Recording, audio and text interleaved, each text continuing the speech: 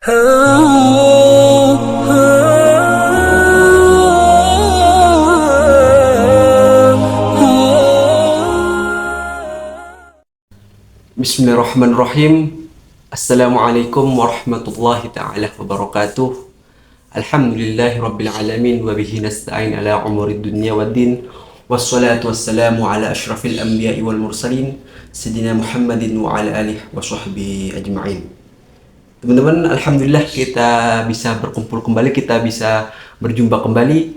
Jadi pada saat ini teman-teman, saya Muhammad Hanif Al-Fauzi akan mengajak teman-teman semua untuk menyimak suatu ceramah dari guru kita Ustadz Adi Hidayat tentang orang yang bertaubat terus maksiat lagi, terus bertaubat lagi, terus maksiat lagi, apakah dia akan diampuni oleh Allah Subhanahu wa taala? Agar tidak durasi videonya agar tidak panjang, langsung saja kita menyimak videonya secara bersama-sama. Bismillahirrahmanirrahim.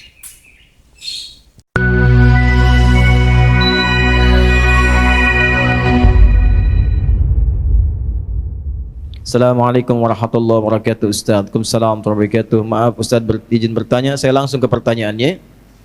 Saya sering melakukan hal yang tidak semestinya. Saya menyadari akan hal itu salah. Namun lagi-lagi saya melakukan kesalahan atau dosa tersebut dosa tersebut. Terlebih susah dalam mengendalikan syahwat dikarenakan pengalaman buruk yang pernah saya alami di waktu sebelumnya. Apakah saya masih diberikan kesempatan untuk memperbaiki semuanya Ustaz? Quran surah keempat An-Nisa di ayat yang ke-17. A'udzubillahi minasyaitonirrajim. Bismillahirrahmanirrahim. Innamat taubatu 'ala Allahi lilladzina ya'maluna as-su'a bijahalatin tsumma yatubuna min qarib. Orang-orang yang mau kembali kepada Allah dengan taubat itu, maka lakukanlah ketika ia sadar ia salah, segera taubat. Ya. Jadi taubat itu jangan ketika Anda kerjakan, misalnya terjadi lagi Anda simpulkan enggak diterima. Jangan begitu. Maksudnya terus tobati sampai di titik Anda menyesali itu. Jangan berhenti. Ya, makanya disebutnya dengan tawab. Allahnya menerima tawab, hambanya menghadap tawab. Jamaknya tawabin. Nah, orang yang terus begitu dicintai oleh Allah. Dalilnya mana? Quran surah kedua Al-Baqarah di ayat ke-222. 222. Kan? Innallaha yuhibbut tawwabina. Innallaha yuhibbut tawabin. Allah sangat mencintai orang-orang yang terus bertaubat. Salah, taubatin lagi. Salah, taubatin lagi. Salah, taubatin lagi. Sampai kita merasakan titik jenuh dalam bermaksiat dan kembali kepada taubat. Nah, bagaimana mendorong supaya kuat pengaruh taubatnya? Satu, kata para ulama mengatakan, ketika Anda terdorong berbuat maksiat karena dorongan syahwat itu, bayangkan saat itu diwafatkan oleh Allah. Itu cara menghentikannya. Ya, ada dorongan syahwat nih. Ya, ketika akan terfikir untuk melakukan, bayangkan, rasakan bagaimana kalau diwafatkan saat itu. Nah, itu akan menghentikan seketika. Ya, seketika itu akan berhenti. Nah, setelah itu bagaimana? Cari suhbatus sholihin, bergaul dengan orang soleh yang menghindari lingkungan tadi. Ya, kalau tayangan, hilangkan tayangannya, ganti dengan yang baik-baik. Bacaan, mulai hilangkan yang buruk, ganti dengan yang baik. Untuk menemukan itu, bergaul dengan orang soleh. Lihat, Anda pelajar di kampus, cari orang soleh. Ya, temani dia terus. Temani supaya mendapatkan bagian dari kesolehannya. Setelah itu latihan selanjutnya yang pertama salat. Karena salat itu kuncinya. Inna sholata tanha 'anil fahsya'i wal. Nah, syahwat itu munculnya dari fahsya. Pornografi, porno aksi, LGBT, kata-kata jorok dan lain sebagainya, itu dari syahwatnya fahsya. Pencegah utamanya adalah salat. Maka dalam sujud mohonkan khusus kepada Allah supaya bisa dibimbing, diberikan kekuatan oleh Allah untuk mengendalikan syahwatnya. Satu, taubat jangan berhenti, optimis terus. Yang kedua, rasakan kalau akan terfikir berbuat maksiat akan diwafatkan. Yang ketiga, cari teman yang soleh. Yang keempat, sholat optimalkan. Yang kelima, latihan puasa. Gitu ya. Sebab puasa itu paling efektif untuk bisa mencegah maksiat. Ya, Anda kalau syahwat sedang muncul, sedang puasa, nggak akan dilakukan. Berat untuk melakukan itu. Minimal pertama takut batal puasanya. Takut batal, kesananya lagi itu akan terbiasa. Ya, akan terbiasa. Ya, yang biasa buka juga kalau puasa kan memang setengah-setengah dulu. Ya, kan dulu pernah saya waktu di Kalimantan ada cerita dari Sumedang. Preman tobat, pensiun. Kemudian dia puasa. Ya, begitu dia lewat, lihat rumah makan tuh. Mamakan kok buka, wah jiwanya muncul lagi, datang ke situ gebrak. Pak, apa nggak tahu ini waktunya puasa? Jangan begini dong, tutup katanya. Tutup. Jangan kelihatan orang, tutup. Begitu ditutup, udah selesai, es teh manis satu Pak. Rupanya dia cuma sanggup sampai siang.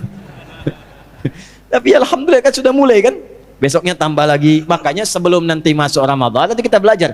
Ya, di awal bulan ya, di Tanah Kusir. Kita akan belajar, salah satunya adalah latihan puasa sunnah. Itulah sebabnya nanti kenapa Sya'ban Nabi banyak puasa sunnah. Ya.